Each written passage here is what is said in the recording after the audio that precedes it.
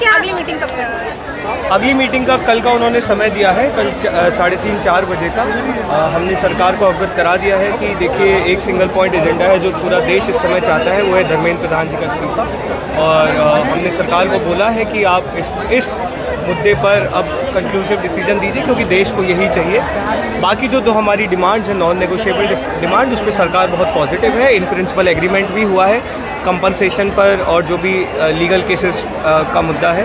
अब कल के जो हमारी मीटिंग है उसमें हमें उम्मीद है कि सरकार की तरफ से इसमें एक ठोस निर्णय लिया जाएगा। प्रधान जी को लेके क्या बातें हुई, उनको लेके क्या? ये जवाब तो प्रधानमंत्री जी ही दे सकते हैं। कहीं कहीं से आवाज़ आ रही है कि डाउनलोड भी हो रहा है। इस सवाल का जवाब भी सिर्फ प्रधानमंत्री जी दे सकते हैं। देखिए, हम जब नड्डा जी के जब नड्डा जी के पास हम लोग गए तो जो एजेंसीज थे वो फ़ोटो खींच रहे थे, वीडियो बना रहे थे, तो हमें वो लोग बोल रहे थे मिनिस्टर्स कि थोड़ा मुस्कुरा लीजिए कैमरा के लिए। हमने बोला मुस्कुराएंगे तब जब रेजिग्नेशन लेटर हाथों में आ जाएगा हम लोगों को। तो अब उन पे डिपेंडेंट है कि क्या होना है, सरकार कर बताएगी इस मुद्दे पे। कल किस मुद्दों पे बात होगी? कल आपको बुलाया आप लोगों को, तो कल किस बात पे? कल इसी मुद्दों पे बात होगी। नंबर 1 सबसे मेन डिमांड धर्मेंद्र प्रधान का इस्तीफ़ा। उस पर सरकार क्या सोची, हमने अपना पक्ष रख दिया कि ये नॉन नेगोशिएबल है, इसके बगैर तो हम लोग कहीं नहीं जा सकते। यहीं पे लोग बैठेंगे, यहीं पे प्रोटेस्ट करेंगे, और कल अगर कुछ निकल के नहीं आता है फ्रूटफुल तो हम एक बड़ा कॉल भी देंगे, नेशन वाइड कॉल देंगे। प्रोटेस्टर्स को बहुत सारे प्रोटेस्टर बैलेट गन से बहुत ज़्यादा नुकसान हुआ। एक 19 साल का बच्चा है जिसकी आँख चली गई है, तो उसके लिए क्या आप सरकार से कोई मांग करेंगे क्या? ये हमने सरकार को बहुत साफ शब्दों में कहा है कि जिस तरह की बर्बरता दिल्ली पुलिस द्वारा 20 तारीख को की गई, इट इज़ एब्सोल्युटली अनएक्सेप्टेबल। हमने बहुत क्लियर शब्दों में सरकार को, हमारा जो लेटर भी है जो हम सरकार के पास आज लेकर गए थे, उसमें हमने बोला है कि 20 तारीख को जो हुआ उसके लिए कमिश्नर को, जो आरएएफ के चीफ हैं, उनको सार्वजनिक तौर पर माफ़ी मांगनी चाहिए। और जो भी पुलिस के द्वारा बर्बरता की गई है, सौरभ और जो पूरी हमारी लीगल टीम है एक एक केस डॉक्यूमेंट कर रही है, और हम ये वादा करते हैं कि एक एक जिम्मेदार पुलिस वाले को हम कोर्ट में घसीटेंगे और उनको सही सज़ा दिलवाएंगे। पुलिस को जो भी कल हमें कई खबरें आ रही थी कि हमारे बच्चों को, युवाओं को जो इधर से आ रहे हैं या वापस जा रहे हैं प्रोटेस्ट के बाद, उन्हें डिटेन किया जा रहा है, तो उस पर भी हमने सरकार को बहुत साफ शब्दों में कहा कि ये मंजूर नहीं किया जाएगा।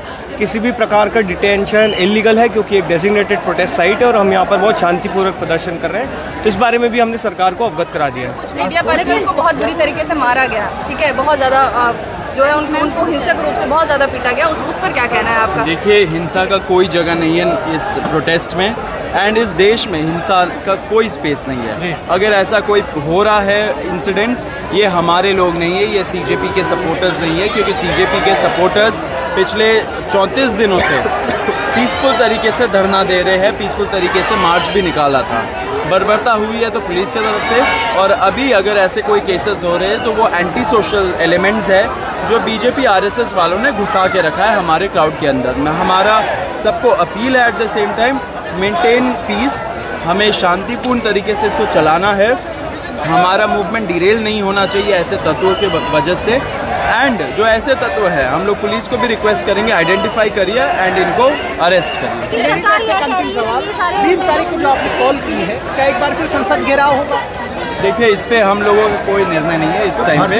हम लोग अभी बातचीत कर रहे हैं, लेकिन डेफिनेटली कोई ना कोई बड़ा, उससे भी बड़ा कॉल हम लोग देने वाले हैं अगर कल हमें कोई ऐसा लगे कि कुछ होने नहीं वाला है, फ्रूटफुल कुछ ना निकले तो। 118 पुलिसकर्मी भी घायल हुए हैं। जो भारतीय जनता पार्टी है कह रही कि कॉकरोच जनता पार्टी ने गुंडे छात्रों के भेष में रखे हुए। ये तो उल्टा चोर कोतवाल को डांटने वाली बात हो गई।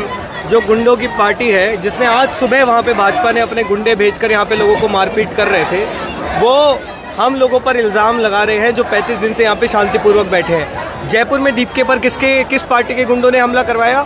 यहाँ पर निशु के पापा को किसके गुंडों ने मारपीट की? सरकार अपनी जगह है, लेकिन भाजपा के जो गुंडे हैं उनको ये समझना चाहिए कि 500 रुपये में वो इस देश के युवाओं से लड़ाई कर रहे हैं, जबकि इस देश के युवा उनके खुद के बच्चों के लिए भी यहाँ पर आकर लड़ाई कर रहे हैं। सर, अभी कोई मुआवजा है उनके लिए? मुआवजा मांगेंगे आप सरकार से जिन बच्चों को बहुत ज़्यादा चोट लगी? जैसा जी, हम लोग कॉन्वर्सेशन में भी है, हम लोग देख रहे हैं कि क्या एक्सटेंट तक ये चीज़ें होंगी। अभी हमारा फिलहाल फोकस है कि हमारा जो मेन डिमांड है वो मीट हो। सीजेपी समर्थक राष्ट्रीय स्वयंसेवक संघ को मुर्दाबाद कहकर नारा लगा रहे हैं, इस पर आप क्या कहना चाह रहे हैं?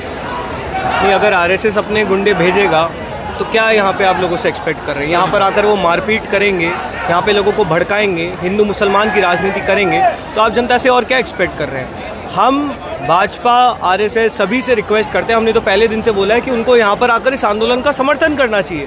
उनके खुद के बच्चे भी तो पेपर लीक से परेशान हैं या नहीं है?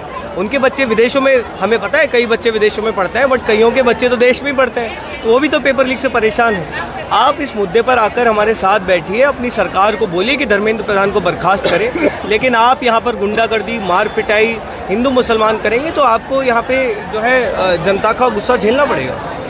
कि जिस तरीके से आप लोगों ने अपना एहतजाज यहाँ किया है, हर एक नौजवान को, हर एक मेरी माँ को, मेरी बहन को, आप सब लोगों को मुबारकबाद देना चाहूंगा। काफी देर से मैं सियासत का एक हिस्सा रहा हूं, मगर एक चीज बोलना चाहूंगा आपको कि पिछले 20 साल 10 साल से जो मैं देख रहा हूं, पॉलिटिकल सिस्टम में कुछ चीजें हैं जो मिस हो रही हैं। सबसे पहली चीज, अगर मिस कोई हो रही है वो अकाउंटेबिलिटी। हम अक्सर अकाउंटेबिलिटी के बगैर अपना फैसला कर लेते हैं। पॉलिटिकल तंजीम की अकाउंटेबिलिटी मैनिफेस्टो की नहीं, एमपी लैड की मैनिफेस्टो की ये अकाउंटेबिलिटी नहीं, एमएलए की सीडीएफ की अकाउंटेबिलिटी नहीं, इंस्टीट्यूशंस की अकाउंटेबिलिटी नहीं। हम अगर यहां सब जमा हुए हैं तो सबसे पहले हमें देखना पड़ेगा कि आने वाला सिस्टम जो हम बनाएंगे उसमें अकाउंटेबिलिटी होना जरूरी है। जिस तरीके से घर के एक बड़े बुजुर्ग की अकाउंटेबिलिटी होती है, उसी तरीके से हमारे देश में हमारे इंस्टीट्यूशंस की, हमारे लीडर्स की, हमारी पॉलिटिकल पार्टीज की अकाउंटेबिलिटी होना बहुत जरूरी है।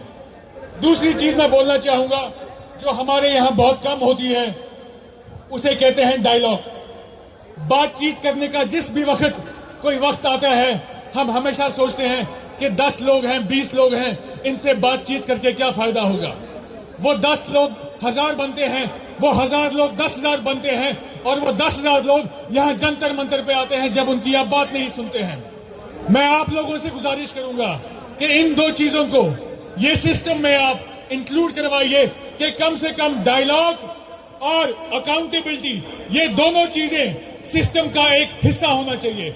एक जमहूरी निजाम का सबसे खूबसूरत पन्ना अगर कोई है तो वो है अकाउंटेबिलिटी और डायलॉग। जो भी फैसला हम यहां बैठे बैठे करें, ये याद रखिएगा, ये डायलॉग कश्मीर से लेके कन्याकुमारी तक हर एक के लिए होना चाहिए। ये आपके कश्मीरी भाई के लिए होना चाहिए, आपके मराठी भाई के लिए होना चाहिए, आपके एससी, आपके एसटी, आपके ईस्ट के, साउथ के, हर एक के लिए हुकूमत के दरवाजे खुले होने चाहिए ताकि डायलॉग हो पाए।